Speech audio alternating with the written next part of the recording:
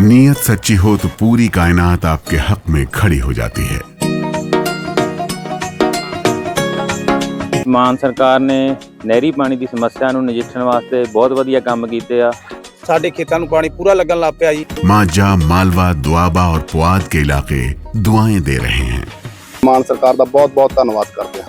ਇਸ ਜੂਨ ਜੁਲਾਈ ਜਦੋਂ ਝੋਨੇ ਦੀ ਫਸਲ ਹੋਊਗੀ ਇਹ 85% ਤੇ ਪਹੁੰਚ ਜਾਾਂਗੇ।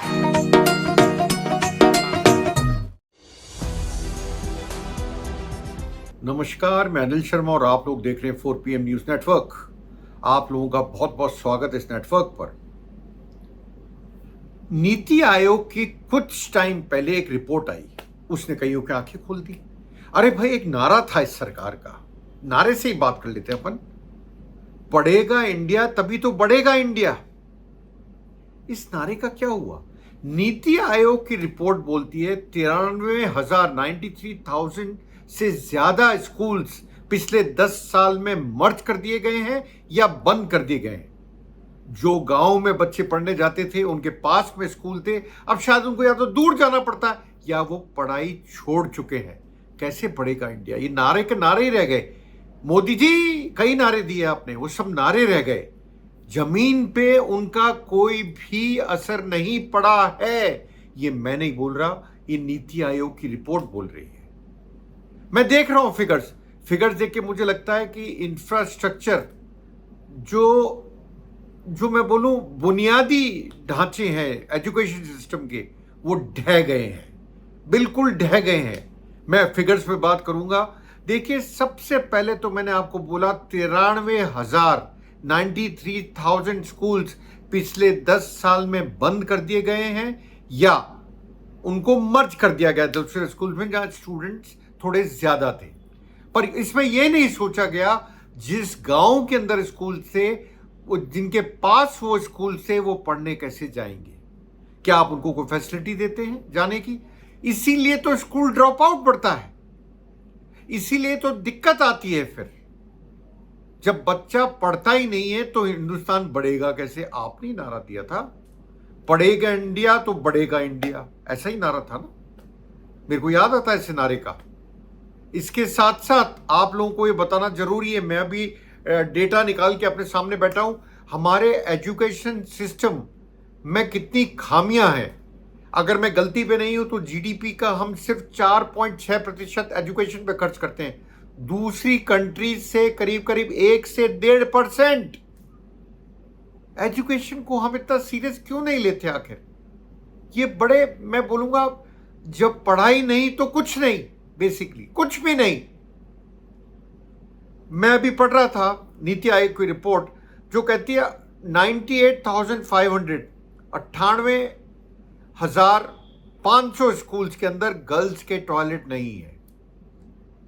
लड़कियां क्यों जाएंगी फिर स्कूल? क्यों जाएंगी मुझे बताइए? क्यों उनका ड्रॉप आउट रेट ज्यादा नहीं होगा? आप कहते क्या है? बेटी बचाओ बेटी पढ़ाओ। अरे पढ़ाओ कैसे? ये तो आपकी हालत है। 98,500 स्कूल्स के अंदर बच्चियों के लिए कोई टॉयलेट नहीं है। ये तो मतलब आपने बिल्कुल मैं उसको डिटेल को पढ़ रहा हूं और डिटेल को पढ़ के मुझे खुद को शर्म आ रही है। हिंदुस्तान के स्कूलों की हालत क्या है? और ये मैं नहीं बोल रहा हूं, मैं मन से बना के नहीं बोल रहा हूं, ये नीति आयोग की रिपोर्ट है जो कुछ महीने पहले ही पब्लिश हुई थी। आज मुझे ध्यान आया इस पे एक शो होना चाहिए क्योंकि बहुत जरूरी मुद्दा है ये। आपने दो बड़े बड़े नारे दे दिए, पढ़ेगा इंडिया तो बढ़ेगा इंडिया, बेटी बचाओ बेटी पढ़ाओ। ये क्या है? क्या इन पे आपने अपने प्रिंसिपल्स को फॉलो करा? नहीं करा। और गवर्नमेंट स्कूल्स बंद होने का मतलब है कि प्राइवेट स्कूल्स की तरफ लोग जाएं। क्या ये मंशा है आपकी? ये मंशा है कि प्राइवेट वालों को फायदा पहुंचाया जाए?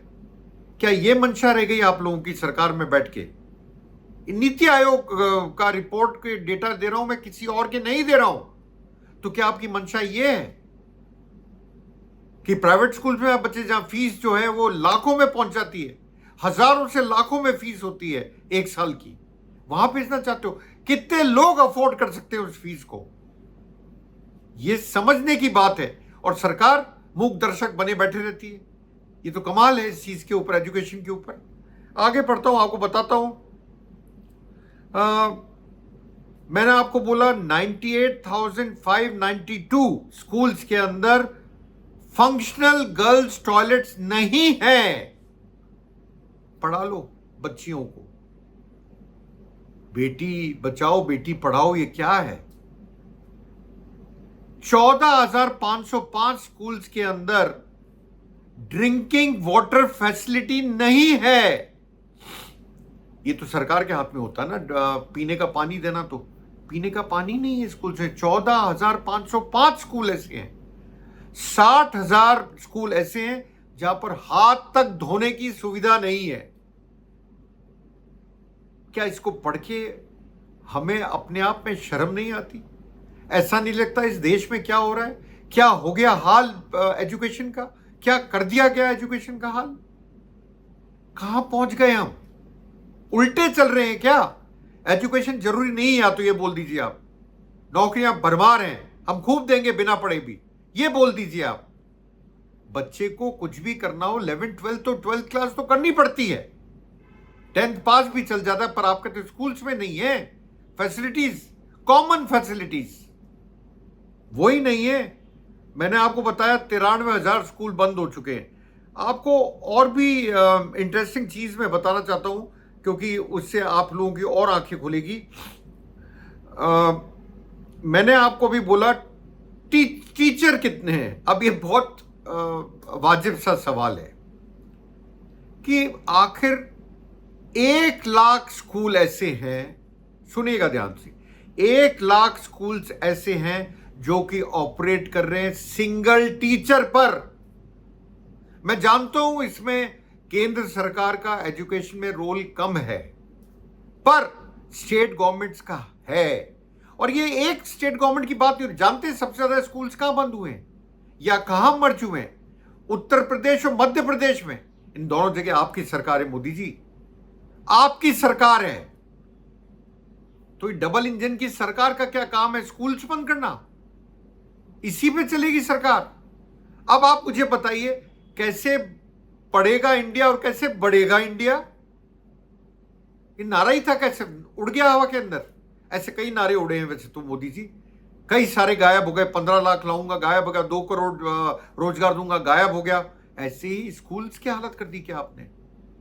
लोग बच्चों को कैसे भेजेंगे स्कूल्स में, मुझे बताइए आप।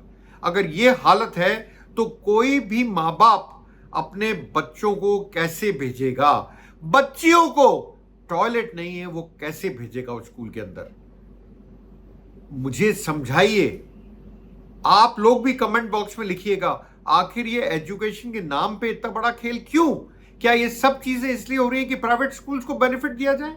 क्या इसलिए हो रही है कि बच्चा छोड़ के प्राइवेट स्कूल में एडमिशन ले ले? कई स्कूल्स ऐसे हैं जो सिर्फ 10वीं तक है, 12वीं करने के लिए बच्चा कहां जाए? ऐसे भी कई स्कूल्स हैं गवर्नमेंट के। आप बताइए आदमी क्या करेगा? मैं इसीलिए आपको पढ़ के बता रहा हूं फिगर्स, कि इन फिगर्स में क्या है। ये एक रिपोर्ट और पढ़ रहा था मैं, रिपोर्ट में पढ़ते पढ़े इस रिपोर्ट का नाम जो था, नीति आयोग की जो रिपोर्ट थी उसका था school education system in India, जिसको मैं नीति आयोग की रिपोर्ट है, जिसको आपको पढ़ के उसका सार मैं बता रहा हूं। उस सार को पढ़ के बड़ा भयावह पिक्चर सा आपके सामने आता है। और मैंने बोला बेसिक फैसिलिटीज नहीं है स्कूल्स के अंदर, और इसके साथ साथ स्टाफिंग की कमी, एनरोलमेंट में ड्रॉप आउट, लर्निंग इंडिकेटर्स, ये भी आया है नजर में। 60% टीचर, या मैं बोलूं 60% तो नहीं बोलूंगा, कुछ टीचर्स ऐसे भी पाए गए हैं जो 60% मार्क्स आज नहीं ला सकते। वो पढ़ा रहे हैं बच्चों को, वो पढ़ा रहे हैं, क्या पढ़ाएंगे, क्या सिखाएंगे उनको? मेरा तो सच्ची में आप मेरे से पूछें तो मेरे को बहुत असर पड़ता है।